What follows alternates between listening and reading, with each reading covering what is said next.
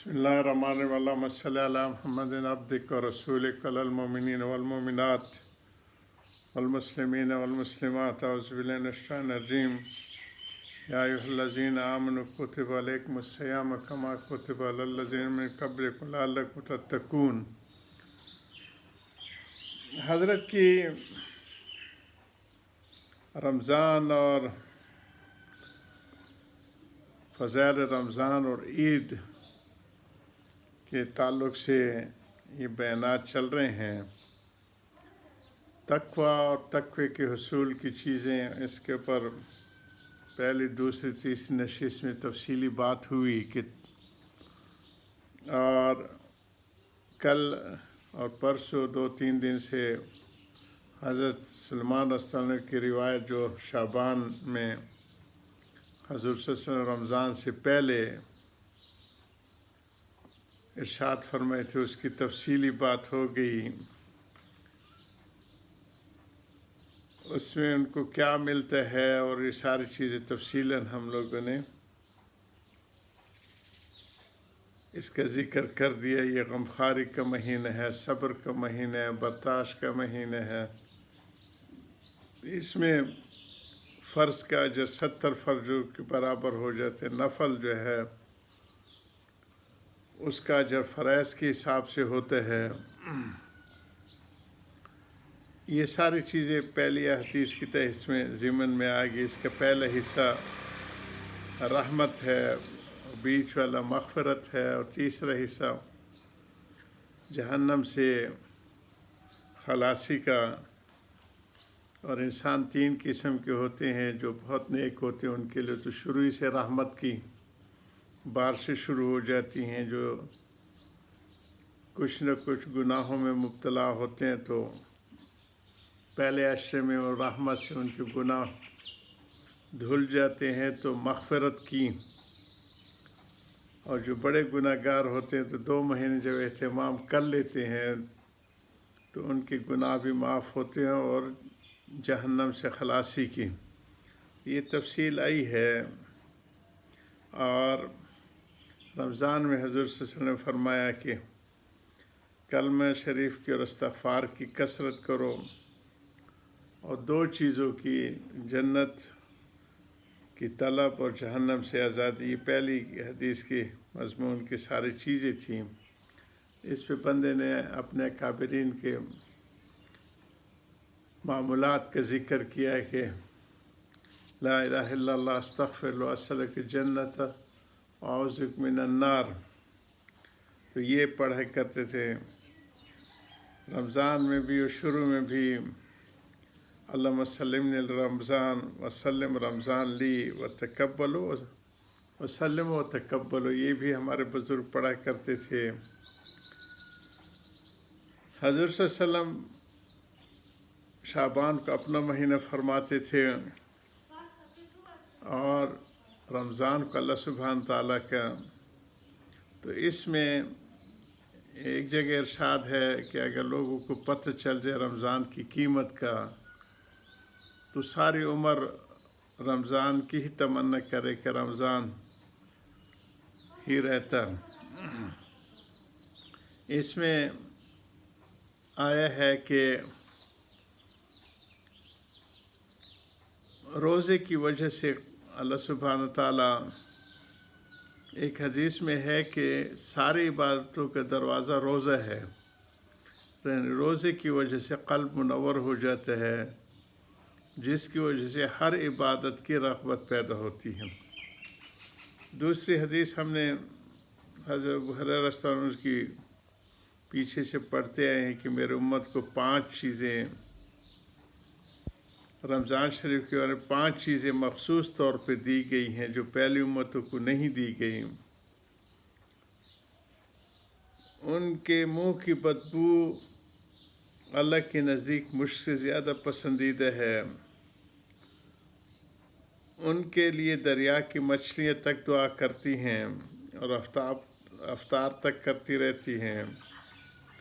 जन्नत हर रोज़ उनके लिए आरास्ता की जाती है।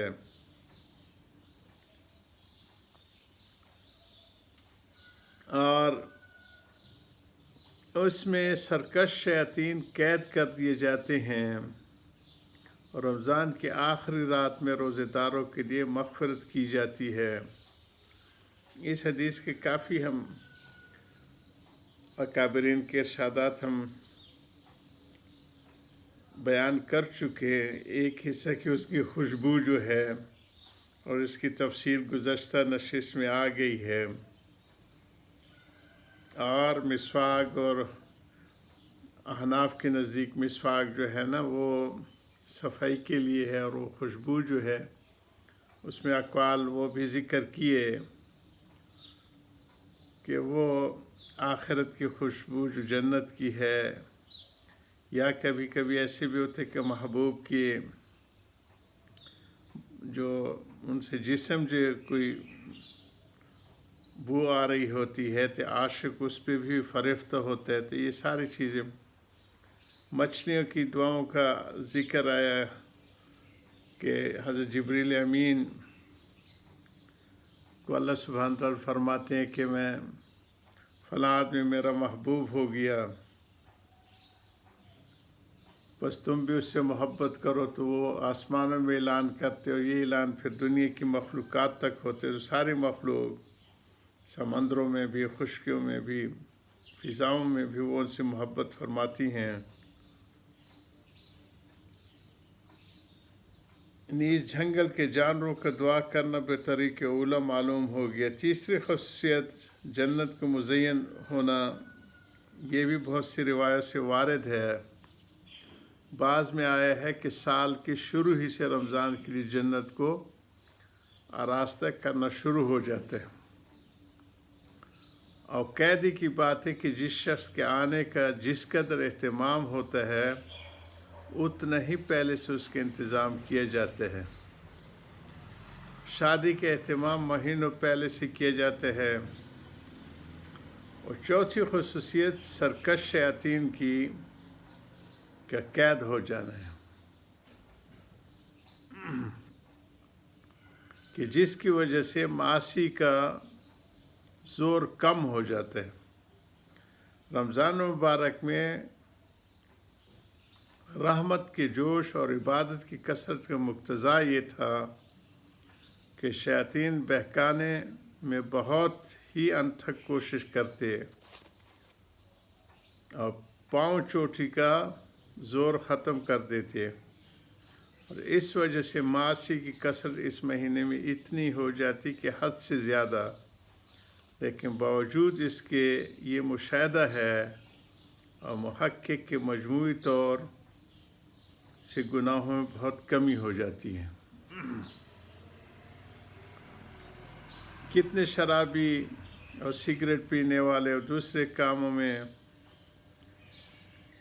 شرابی کبابی ایسے ہیں کہ رمضان میں خصوصیت سے نہیں پیتے، اور اسی طرح اور بھی گناہوں میں کھلی کمی ہو جاتی ہے۔